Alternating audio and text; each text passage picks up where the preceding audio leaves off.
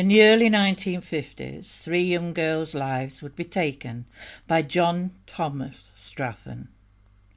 John was the 3rd child of 6 children born to Mr. and Mrs. Straffen. His father, John Straffen Sr., was an active serving soldier stationed at Borden Camp, Hampshire, where John Jr. was born on the 27th of February 1930. When John was 2, the family were moved to India with his father's regiment, where they spent 6 apparently happy years. In March 1938, after 19.5 years of service, John Sr. decided to leave the military, and the family returned to England, settling in Bath and Somerset. It would appear that it was from this point, at the age of 8, that John Jr. began to get in trouble. By October 1938, the young John had got into so much trouble for stealing and truanting from school. This got him referred to a child guidance clinic, where they could hopefully try and address the problems it would seem young John had. When his mother was asked about any possible early health issues he may have suffered while they were in India, like meningitis or sunstroke, his mother insisted he had not had any health issues, adding he had been a perfectly healthy boy. She eventually acknowledged that he was slow to learn skills like reading and writing, and it became clear that he had a speech impediment. Over the next few months after return from India, John Jr. had racked up a fair amount of police warnings for his behaviour. In June 1939, he was in trouble again for stealing a purse from a little girl. This crime would send him in front of the juvenile court, where he was placed on probation for 2 years and put under the care of probation officer Sidney Harding. It wasn't an easy task for Mr. Harding, who had dealt with plenty of naughty boys in his time, but this youngster, he realised, was in a very different category. This young boy was, in his words, a truly troubled child. He realised that John was of a lower intelligence and had no idea what probation even meant. Mr. Harding began to understand that John, it would seem, had no understanding of what was right or wrong. He was learning nothing at school and was going from bad to worse.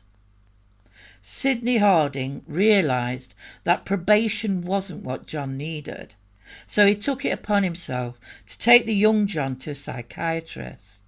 And it was this doctor that certified John as having an intellectual disability under the Education Act of 1921 that provided for handicapped children to be educated only in special schools. The law at that time, where his mental disability was concerned, defined his condition as follows: a condition of arrest or incomplete development of mind existing before the age of 18 years, whether arising from inherent causes or induced by disease or injury. They may be physically quite normal, but are afflicted by a sort of mental dwarfism, which keeps them always mentally smaller than those their own age. There is a definite difference between those who have never had normal intelligence and those classed as insane, who have once had normal intelligence and lost it. It follows that those who have had low mental intelligence from birth are, by definition, not insane. I do have to say I've changed some of the wording in this case, as I do find some of the wording and terms used back then as quite offensive and are not used now, but please forgive me if I missed some. By 1940, his report states that 10-year-old John had the IQ of a 6-year-old. He had learned to read the alphabet and learned some very basic maths. He was happier and seemed able to look after himself. His teachers wrote that he was amiable and affectionate, but John told the psychiatrist he hated both the teacher and the school because sometimes they punished him. In June 1940, John was sent by the juvenile courts to a residential school for children with learning disabilities, St Joseph's in Sambourne, Warwickshire. It was a Catholic boarding school, a school that took in boys placed under detention by the courts. It wasn't about religion, as Straffen was Protestant. It came down to lack of vacancies, and that was the only placement available.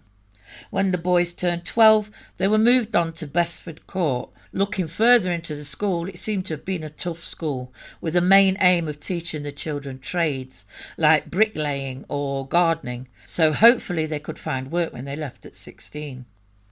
I've read that many boys suffered at this school, so how did John Jr. fare? Well, records say that he seemed a healthy, well-grown boy with no physical handicap, except his speech impediment, though that seemed to improve as he grew older. His records state he was a rather timid and docile boy, a solitary soul, a boy who did not want to make friends. He didn't do well with discipline and would sulk on his own for ages. When some geese went missing from the school grounds one day and were later found strangled, Straffen became a suspect. The school recalled an earlier altercation he had with someone, but they couldn't find any evidence to confirm their suspicion. Things would get even darker as he got older and nearer to the time he could leave. At the age of 16, it was decided being around his family may be better for him. He hadn't done well at school, and his mental age on leaving was around 9 years old. He hadn't taken to a trade at all, and it was advised that he may be more likely to work in menial jobs. In the headmaster's report, he stated that, quote, he might be able to find light work, not calling for much effort or intelligence, but will need sympathetic handling for a time. In March 1946, Straffen returned home to Bath to stand on his own 2 feet. He was medically examined by the medical officer of health, who agreed that he was still certifiable under the Mental Health Act of the time. At that time, the Public Health Department was struggling, and as a result, Straffen didn't receive the supervision he needed due to his condition. Saying that, he did seem to do well at first, getting a job as a machinist in a clothing factory, and stayed at it for 10 months. But just because he was working didn't mean he wasn't getting into trouble. Early on in 1947, he went off the rails completely for no apparent reason. He left his job for no reason and started stealing small things from unoccupied homes. According to his mother, nobody knew what he was doing. At that time, it was considered unusual for someone with his disability to commit serious crimes alone. It was thought that someone with a mental impairment would be more likely to commit serious crimes if they were influenced by others. But Straffen committed his crimes entirely alone. Summer rolled in, and on the 27th of July 1947, Straffen's deeply disturbing side began to show itself. The police were informed of an unprovoked attack on a 13-year-old girl by John. He had covered her mouth with his hand and whispered in her ear, "What would you do if I killed you?" claiming to her he'd done it before. They initially thought it was just teenage antics, but 6 weeks later the police began to recognise the disturbing behaviour of Mr. John Straffen. It was reported that he had strangled 5 chickens owned by the father of another girl who had reprimanded him previously. Before the police had a chance to charge him for this case, he had already been reprimanded by police for housebreaking and asked for 13 other break-ins to be taken into account. On seeing his behaviour after his arrest and knowing his history, they called for a psychiatric examination. The doctor's report on Straffen recorded that he had impaired intellectual abilities. He was committed at the Bath Quarter Sessions on the 10th of October 1947 to Hawthorne Colony in Bristol under Section 8B of the Mental Deficiency Act 1913. Hawthorne was an open colony which specialised in training mentally impaired people for resettlement into the community. Hawthorne would later face criticism for releasing such a dangerous individual. However, during his time there, staff claimed they saw no evidence of his violent tendencies. In fact, the paperwork they received clearly indicated that he was not considered a threat or dangerous. His only charge that they knew of was of the charge of housebreaking. While Straffen was in these institutions, his behaviour was of a timid, nervous man who did on a couple of occasions abscond from the facility, only to be brought back pretty quickly. It was also noted he wasn't interested in girls and skipped the social events organised at Hawthorne. He worked on the gardens, and it was once again noted he made no attempt to make friends. 20 months in, and Straffen was licensed to go to an agricultural hostel for those with learning disabilities in July 1949. Everything was fine until he stole a bag of walnuts. That decision would send him back to Hawthorne in February 1950. In August 1950, he once again absconded from Hawthorne and took himself home.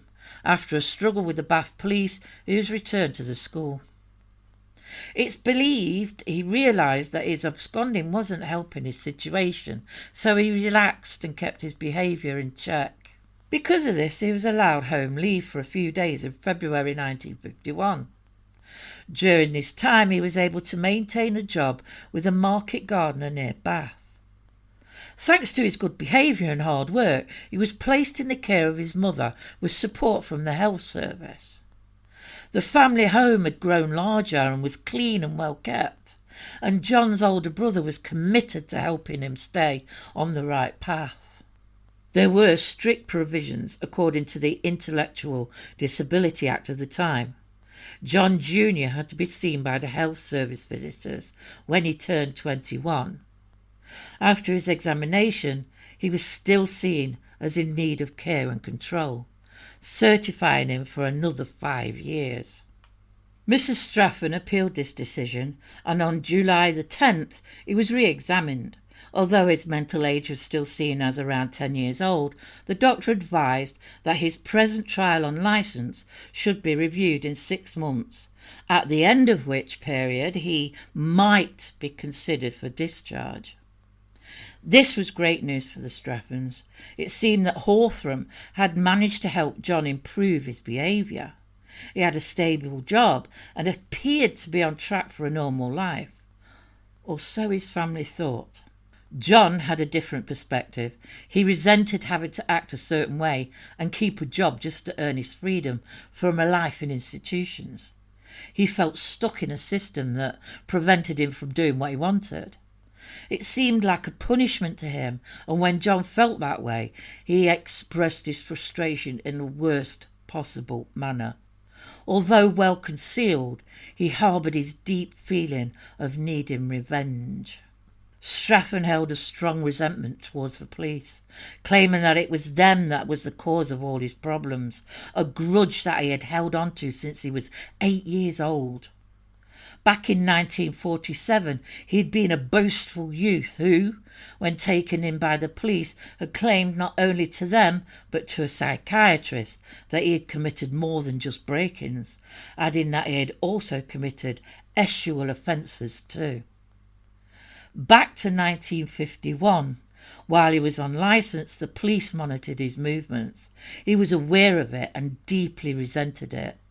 He couldn't seem to grasp that it was his own actions that had led to this situation. It was also on the 10th of July 1951, in the royal town of Windsor, that the life of 7-year-old Christine Butcher would be taken. 2 members of the public would come across her body, hidden in the long grass close to Windsor Castle, 2 days after she had disappeared. She had been violated and strangled with the belt of a raincoat she had been wearing when she vanished. The subsequent investigation, that was assisted by Scotland Yard, was one of the biggest ever carried out in Berkshire at the time, but the case was never solved. How does this involve Straffen?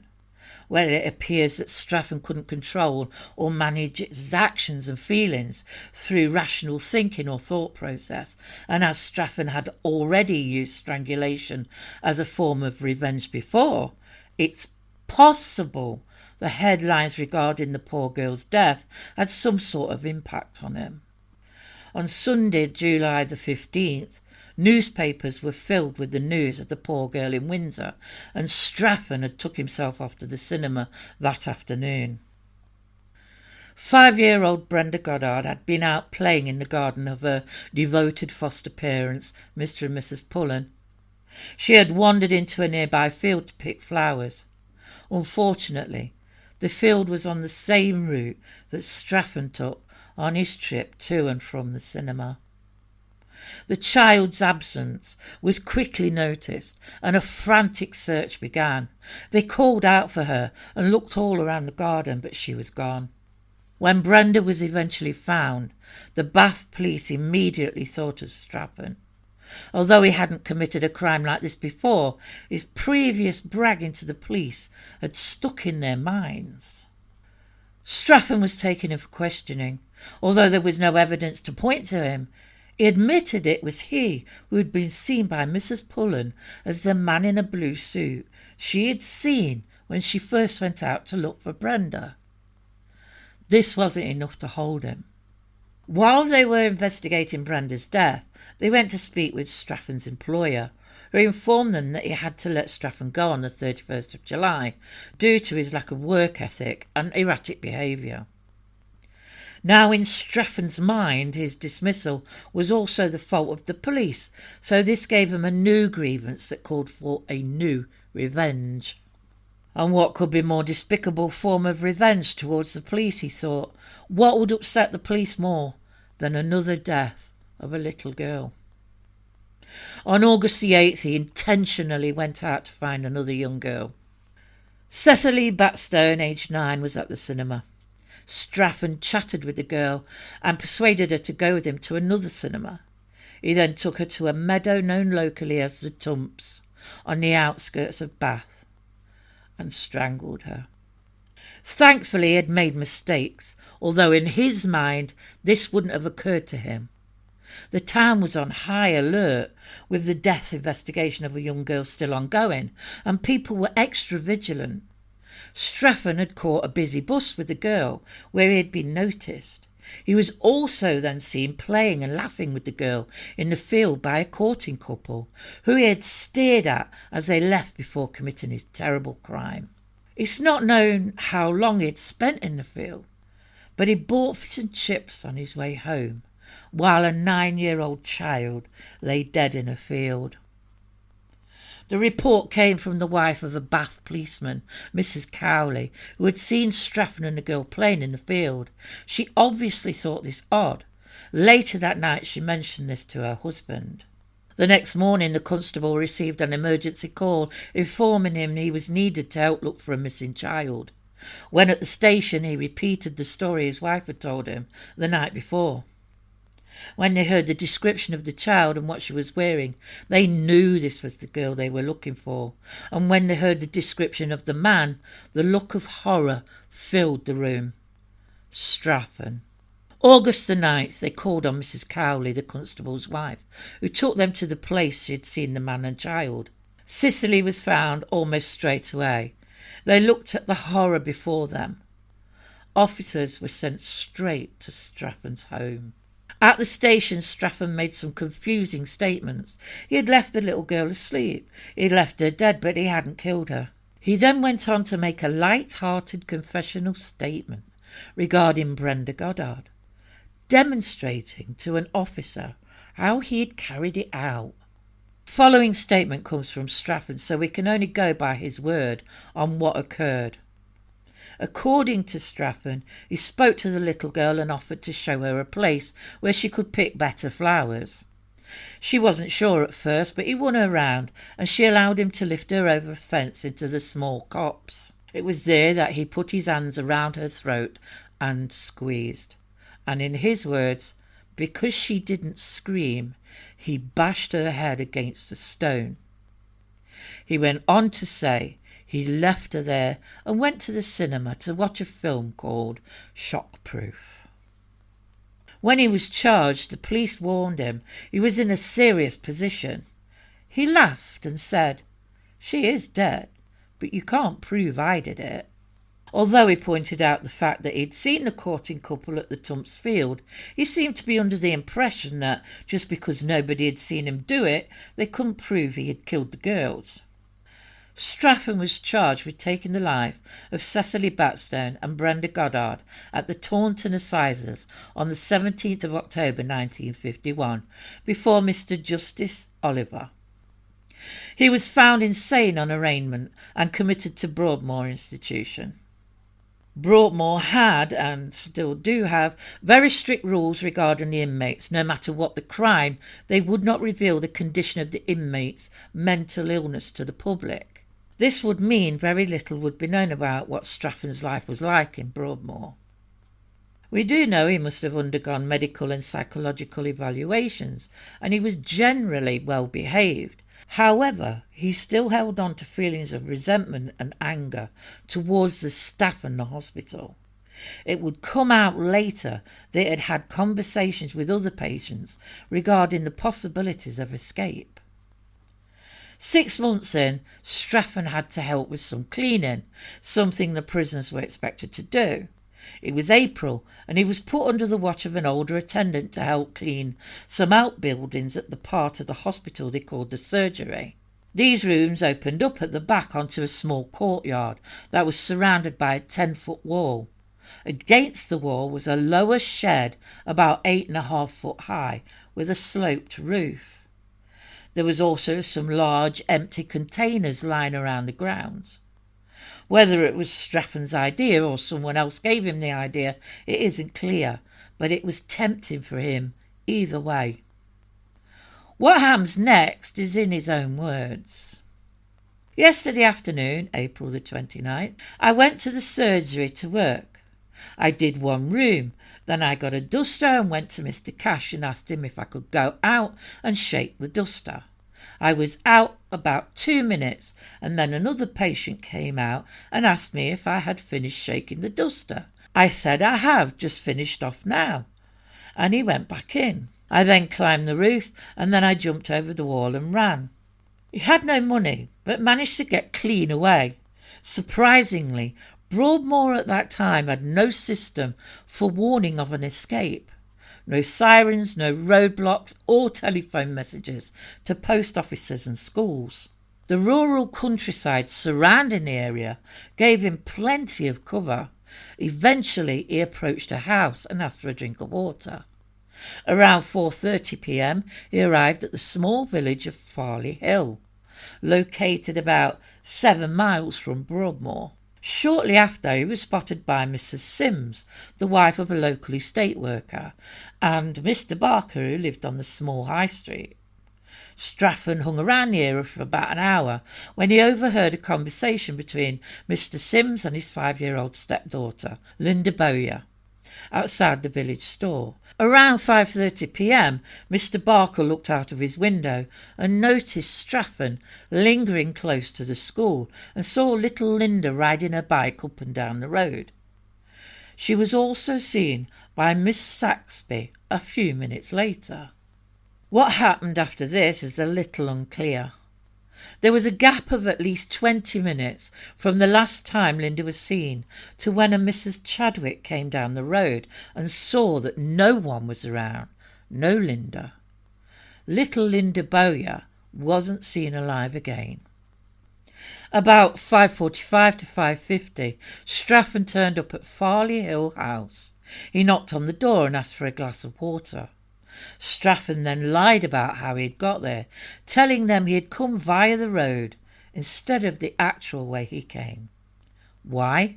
Because if he had told them the truth, it would have placed him at the scene where Linda's body lay next to her bicycle. The mistress of the house gave Straffen a cup of tea and gave him directions to the bus stop that would take him to Wokingham. He left, and while walking down the road he decided to try and thumb a lift. A car driven by Mrs. Miles stopped to give him a lift. She couldn't take him into town, but would drop him at Bramshill Hunt bus stop. Suddenly, as they turned the corner, they encountered men in uniform. Straffen tried to run, but was caught within minutes. But it was already too late for Linda. On his way back to Broadmoor, he claimed to have escaped to prove his innocence. Straffen had been free for about 4 hours.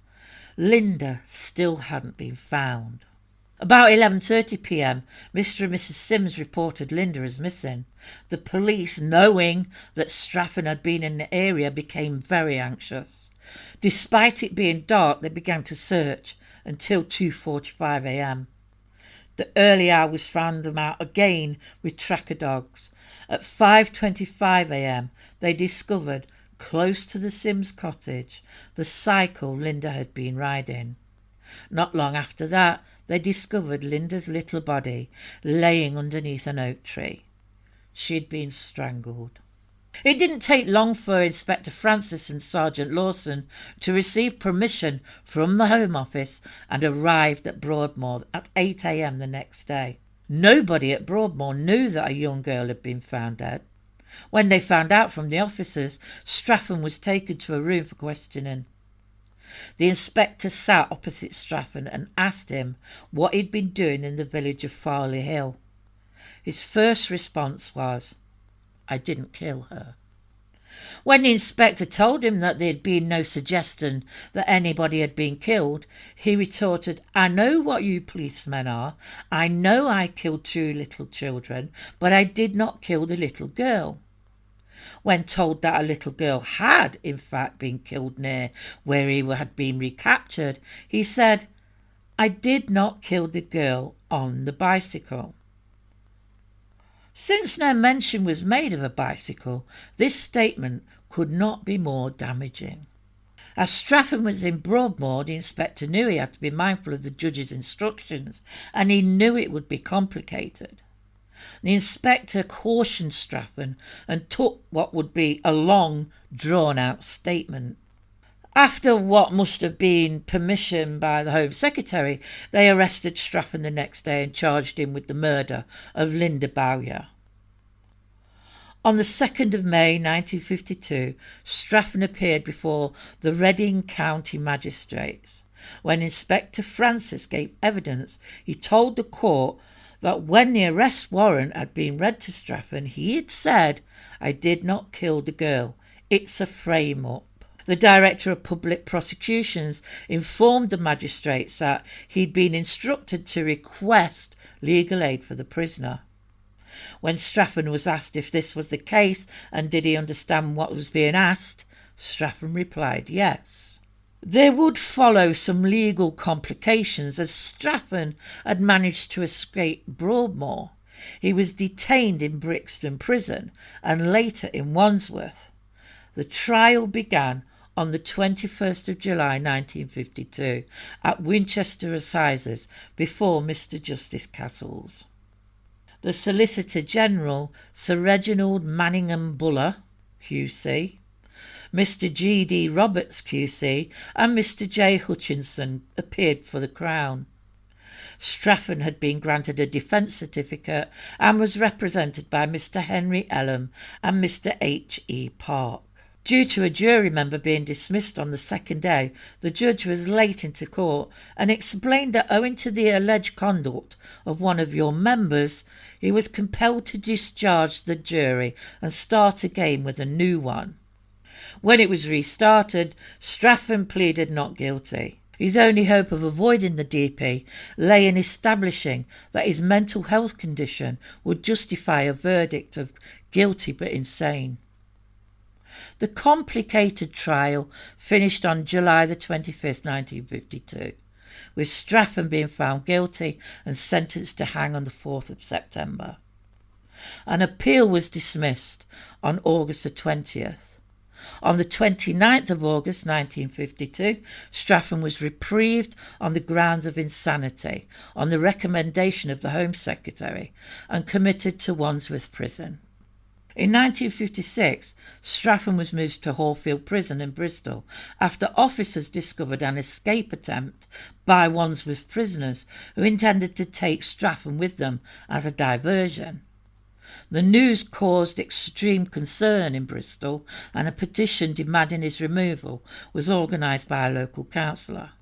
In August 1958, Straffen was moved to Cardiff Prison, when the regime at Horfield Prison was changed to a more liberal one. However, he was reported to have been transferred back in June 1960. Straffen had been secretly transferred to the new Parkhurst prison on the 31st of January 1966. He was the first to arrive and was followed by 6 of the great train robbers. In May 1968, Straffen was moved to Durham Prison and placed on the top security E-wing. By 2000, he was in Long Lartin Prison. Straffen died at Franklin Prison in County Durham on the 19th of November 2007. He was 77 years old and had been in prison for a British record of 55 years. After Straffen's escape from Broadmoor in 1952, security was stepped up and a siren system was installed to alert local residents and surrounding areas if an inmate was on the loose. The alarm is still tested every Monday morning. Thank you for watching.